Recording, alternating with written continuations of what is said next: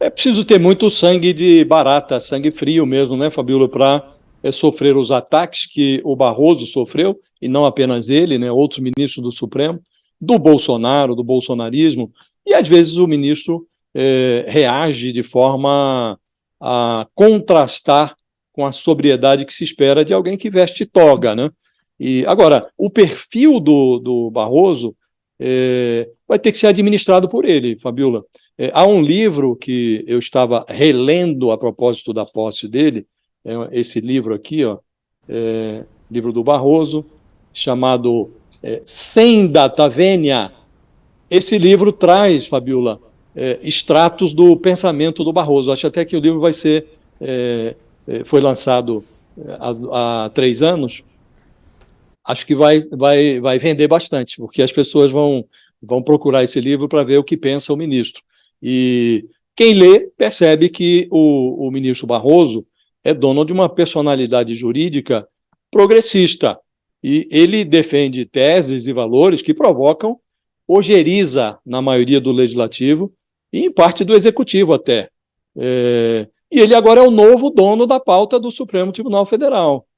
Ele sucede a Rosa Weber, que já provocou reações aí ao retirar alguns temas da gaveta, e ele talvez tenha dificuldade, talvez tenha que retardar a conclusão de julgamentos que ele gostaria de apressar pelo seu perfil. Entre esses julgamentos, aquele que trata da descriminalização do aborto, que depois da divulgação do voto da ministra Rosa Weber a favor da descriminalização, ele, Barroso, interveio para levar o julgamento do plenário virtual para o plenário físico, e agora ele terá que definir quando este julgamento será retomado presencialmente, e há também um outro julgamento pendente de apreciação, que é aquele que trata que impede a prisão de consumidores de maconha.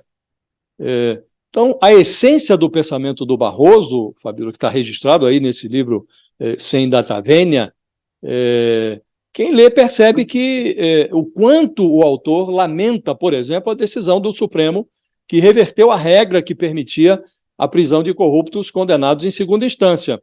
Foi a revisão dessa regra, aliás, que permitiu a soltura do Lula, que iniciou o processo de revisão das sentenças do Lula e que fez com que o Lula disputasse a presidência da República novamente e conquistasse o terceiro mandato.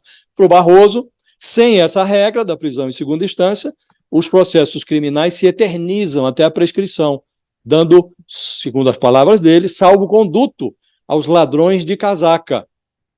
O Barroso defende a descriminalização do aborto. Segundo ele, tratar a interrupção da gestação como crime nas primeiras semanas de gravidez afeta sobretudo as mulheres pobres que não têm acesso a médicos e clínicas particulares. Ele é um defensor ardoroso do casamento homoafetivo. O que vale na vida, anota o Barroso lá no livro, são os nossos afetos. Impedir uma pessoa de colocar o seu amor, a sua sexualidade, onde mora o seu desejo, é privá-la de uma dimensão essencial da sua existência. Esse é o pensamento do ministro Barroso. O ministro defende a liberação das drogas. Ele diz que há décadas se pratica no Brasil o mesmo tipo de política de enfrentamento contra as drogas. Polícia, armamentos, mortes e muitas prisões. E aí ele diz que não é preciso ser expert nesse assunto para reconhecer o óbvio, que isso não tem dado certo. Num instante, Fabíola, em que o Supremo é acusado de praticar o ativismo judicial, o Barroso sustenta que o tribunal pode sim exercer o que ele chama de papel iluminista, independentemente da vontade do Congresso e mesmo contra a maioria popular, desde que isso seja feito para proteger minorias e avançar a história. E aí, como exemplo do iluminismo judicial, o Barroso menciona o julgamento que equiparou as uniões homoafetivas às uniões estáveis convencionais, que abrindo o caminho para o casamento entre pessoas do mesmo sexo, algo que agora o Congresso, inclusive, está tentando reverter. Então, Fabíola, eu diria a você que se o Barroso coloca todas essas suas teses em prática no comando do Supremo, é capaz de de os conservadores do Congresso organizarem uma fogueira para queimar o ministro aqui, queimar as suas teses, queimar esse livro dele. Não são teses que agradem ao Congresso Nacional, sobretudo esse Congresso conservador que nós temos hoje. Acho que ele vai ter que administrar, Fabíola, os seus desejos com a pauta do Supremo, porque ele não no Supremo, o presidente não tem poder de mando, ele é um coordenador do funcionamento da Suprema Corte. Então ele vai ter que administrar os seus desejos com as conveniências do tribunal, Fabíola. Olha, as pessoas aqui na nossa audiência estão falando muito dele, então gostam muito. Falei, ele lavou minha alma quando ele falou perdeu o Mané. Aí tem gente que fala assim, é um grande juiz, é um juiz com sangue, por conta das falas dele. Aliás, o perfil feito pela Carol Brígido e Paulo Roberto Neto está muito bom na nossa página. Aqui eles contam bastante sobre o ministro Luiz Roberto Barroso e até essa frase dele, né? Acordo todos os dias pensando, o que será que estão dizendo de mim hoje? O questionamento é feito pelo próprio ministro, nesse livro que você fala, né? Como eles abrem até o perfil dele. Tem 65 anos, ele tem passagens no Supremo, inclusive, que podem trazer ali um desconforto para a esquerda, como, por exemplo, nessa questão da Lava Jato. Ele foi um dos principais apoiadores da Lava Jato no Supremo e foi dele um dos votos que rejeitaram o pedido de habeas corpus do petista em 2018, né, abrindo o caminho para a prisão. E no ano seguinte, ele manteve a posição favorável à prisão em segunda instância. Esse é um dos pontos. Em relação a Bolsonaro, também teve vários momentos dele com Bolsonaro e que foram bem curiosos, porque ele sempre respondeu. Ele foi chamado de idiota por Bolsonaro, né? O Bolsonaro xingou ele algumas vezes. E aí Barroso, para responder, divulgou em suas redes dicas de pensamentos, que é um hábito que ele tem. Todas as sextas-feiras ele coloca lá pensamentos. E aí quando o Bolsonaro chamou ele de idiota, ele respondeu, abre aspas, quando um homem de bem responde um insulto com outro insulto, ele permite que o mal vença. Não é preciso responder, o mal consome a si mesmo. Aí de quebra ele sugeriu uma música, Cálice, de Chico Buarque.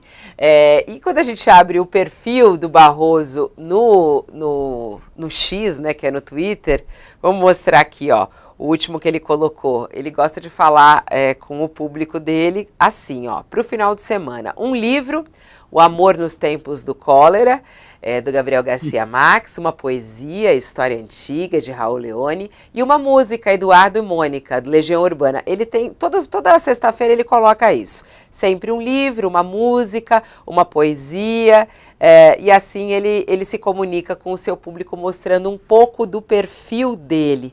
Agora tem essa questão da relação dele com Lula, né? Ele foi indicado por Dilma Rousseff justamente pelas questões que você trouxe aí, né? Desse pensamento progressista dele em relação às mulheres, em relação à causa ambiental. Foi aí a indicação dele, né? Aí tem a questão dele com Lula, já que ele foi alguém que apoiou num primeiro momento a Lava Jato.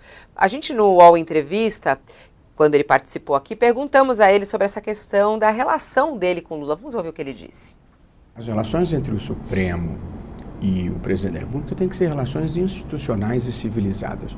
Deixa eu dizer, o Supremo, como os tribunais constitucionais em todo o mundo, Carolina, eles interpretam a Constituição. A Constituição existe para institucionalizar e limitar o poder. De modo que, em última análise, o papel do Supremo, em muitas situações, é limitar o poder. É dizer ao presidente da República ou ao Congresso, isso você não pode, vocês são a maioria, mas isso está errado. Acho que mudou, talvez, é que da próxima vez que eu votar contra o interesse do presidente da República, eu não vou ser insultado. Já é um avanço. E aí, Josias, como é que você vê essa relação de Barroso com Lula? Como é que deve ser essa relação do Supremo com o Palácio do Planalto, né? Vai mudar alguma coisa do que já estamos vivendo? Vai mudar, serão relações mais, como o próprio ministro define, mais institucionais, né? Como devem ser, né, Fabíola? Divergências sempre vão ocorrer, mas essas divergências têm que ser diluídas num ambiente institucional. Não dá para o presidente xingar o ministro toda vez que for contrariado por uma decisão da Suprema Corte, né? Agora, o Luiz Roberto Barroso, ele está assumindo a presidência do Supremo contra um pano de fundo marcado pela desavença, sobretudo uma desavença com o Congresso Nacional. E esse acirramento se deve ao destemor da ministra Rosa Weber. Antes de pendurar a toga, a ministra Rosa levou à vitrine fios desencapados que os antecessores escondiam. Majoritário no Congresso, o conservadorismo reagiu contra a derrubada do marco temporal para a demarcação de terras indígenas e contra a perspectiva de descriminalização do aborto e do consumo de maconha. Então, embora o Lula se finja de morto, essa eletrificação do ambiente começa a travar a agenda legislativa do governo. Em algum momento, o presidente vai ter que se posicionar. Então, para restaurar o marco temporal, a gente já analisou aqui, que o Supremo julgou inconstitucional, a bancada do boi se associou à turma da bala e da Bíblia, se dispondo a despejar votos numa proposta do presidente do Congresso, o Rodrigo Pacheco, que agrava a proibição do porte de drogas, e em projetos que tramitam já no Congresso, que endurecem a legislação anti-aborto. E o Arthur Lira, que é o condestável do Centrão, ele surfa essa onda de insatisfação conservadora para impor ao Lula a ameaça de bloqueio à votação de propostas que aumentam a receita da Fazenda, algo que é vital para o projeto econômico gerenciado pelo ministro Fernando Haddad, o ministro da Fazenda. O Lira está surfando essa onda de insatisfação com o Supremo, ele está exigindo que o Lula cumpra o acordo que ele diz que foi fechado para entregar para ele, Lira, a Caixa Econômica Federal, de porteira fechada, com a presidência e com todas as suas vice-presidências. Então, Fabiola, ao soltar os demônios que se escondiam ali nos fundões das gavetas do Supremo, a Rosa Weber trouxe à tona divergências que haviam sido engolfadas ali pelo tsunami do 8 de janeiro.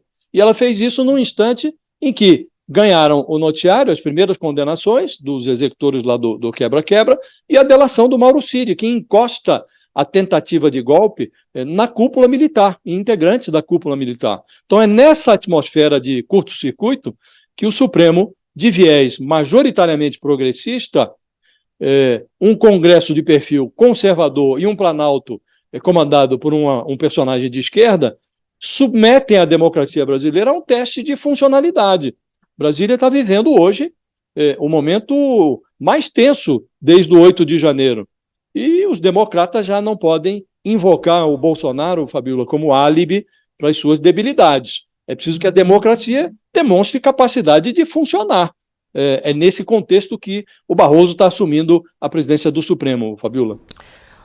Bom, eu quero saber também do babado da posse, né? Porque Maria Bethânia cantando o hino nacional vai ser emocionante. Você vai estar lá, né, Josias? Foi convidado, né? Eu fui convidado, Fabiola, confirmei a presença. Agora, eu hesito muito em comparecer a esse tipo de evento. Acho que vou pela importância do evento, né? Mas a previsão é de que lá estarão 1.200 pessoas, né? É muita gente. E o espaço ali é bem restrito, né? Para chegar, para sair, é tudo muito complicado. E às vezes eu fico imaginando que a poltrona de casa com uma jujuba do lado e uma televisão na frente ofereceria uma plateia mais confortável, né? Para testemunhar essa posse. Mas por dever de ofício, eu devo ir lá sim. Deve ser uma cerimônia relevante, né? Essa festa anestesia ali por algumas horas essa atmosfera de curto-circuito a que nós nos referimos há pouco, né? E é muito relevante, uma posse de ministro do Supremo sempre é relevante. E lá estarão esses personagens da República. O Lula, que estava em dúvida, porque vai se submeter a uma cirurgia já nesta sexta-feira, né? Então, ali havia um aconselhamento médico para que ele não fosse, mas ele informou-se que ele fará questão de marcar presença. Lá estarão também os presidentes da Câmara e do Senado, né, o Rodrigo Pacheco e o Arthur Lira. Então, a fina flor do poder vai estar nessa posse, Fabiola. E é uma posse que ocorre num momento muito crucial. É um momento em que nós estamos tentando virar a página do golpismo para frente, não para trás, como desejaria o Bolsonaro, e é como dissemos há pouco, Fabíola, é uma hora em que a democracia brasileira precisa mostrar funcionalidade, precisa mostrar que pode produzir resultados sem que as pessoas se engalfinhem, sem que a temperatura aquecida leve a uma paralisia. Esse é o risco que a gente está correndo, né? Nesse estica e puxa, você engaveta assuntos, você engaveta decisões. Acho que é hora de liberar os demônios, mas administrá-los e produzir decisões. Contra, a favor, não importa, mas a paralisia é o que menos interessa, porque dá à democracia uma aparência de disfuncionalidade que não orna com a necessidade do país nesse momento, Fabíola. Josias, todos os ex-presidentes são convidados normalmente para essas posses, né? Jair Bolsonaro foi convidado, mas, segundo a assessoria de imprensa dele, ele não deverá comparecer. Não tem que ir mesmo, né, Josias? Ele xingou várias vezes Barroso. Será que ele tinha que estar lá, não? Em condições normais, um ex-presidente da República, como o Bolsonaro, que está em plena forma física, né? Andou tendo agora ontem teve indisposição estomacal, chegou a se internar por algumas horas no hospital, mas a assessoria diz que ele resolveu ali os problemas, já voltou para casa, teve alta, teria condições de comparecer à posse, condições físicas, mas politicamente ele não tem a menor condição de estar ali, Fabíola. Ele vai enfrentar agora o seu inferno astral no Supremo, porque junto com o Barroso, que assume a presidência da Suprema Corte, assume também o Edson Fachin, que vai ser o vice-presidente e futuro presidente do Supremo. E ambos vão compor com o Alexandre de Moraes, que é o relator de todas as encrencas do Bolsonaro no Supremo. Essa troika de ministros, ela vai definir o futuro do Bolsonaro, né? Então, o Bolsonaro hoje tem contra si, Fabíola, aqueles ministros que ele mais ofendeu durante a sua presidência. O Luiz Roberto Barroso, o Edson Fachin e o Alexandre de Moraes. Barroso agora presidente, Fachin vice-presidente do Supremo e o Moraes, relator-geral das encrencas do Bolsonaro no Supremo. Veja que ironia, não é? E o Barroso foi chamado pelo Bolsonaro de idiota, de imbecil, vou até me permitir repetir o palavrão, porque ele foi dito pelo presidente da República do Brasil em algum momento, chamou de filho da puta o Barroso, né? Ele chamou o Alexandre de Moraes de canalha. Ele se referiu ao Fachin também em termos muito pouco lisonjeiros, no instante que o Fachin presidia o TSE. Aliás, esses três ministros têm em comum o fato de que presidiram o Tribunal Superior Eleitoral numa fase em que o Bolsonaro se esmerava em atacar o sistema eleitoral, em desqualificar as urnas. E o Fachin, ele foi alvo do Bolsonaro por outra razão, porque é do Fachin a relatoria desse processo que resultou na decisão do Supremo sobre o marco temporal das terras indígenas. O Fachin é o relator desse processo, que resultou numa decisão que contraria tudo o que o Bolsonaro defende. E o Bolsonaro disse, enquanto ainda era presidente, porque o Fachin já tinha divulgado o seu voto tempos atrás, que se o voto do Fachin prevalecesse, restaria a ele como presidente duas alternativas: ou entregava a chave ao presidente do Supremo, ou descumpria a decisão do Supremo Tribunal Federal. Então ele ofendeu esses ministros, Fabíola, de todas as maneiras. Então ele não tem condições políticas de comparecer à posse. E pior para ele, porque agora ele vai enfrentar, ele vive a síndrome do que está por vir, Fabíola, que hoje domina a cena na Suprema Corte a trinca de ministros que ele mais ofendeu. Aqueles que ele mais ofendeu hoje estão controlando a pauta do Supremo e os processos protagonizados pelo Bolsonaro. Talvez, se ainda lhe restar alguma capacidade de raciocínio, é possível, Fabíola, que o Bolsonaro se arrependa do que disse. Ô José,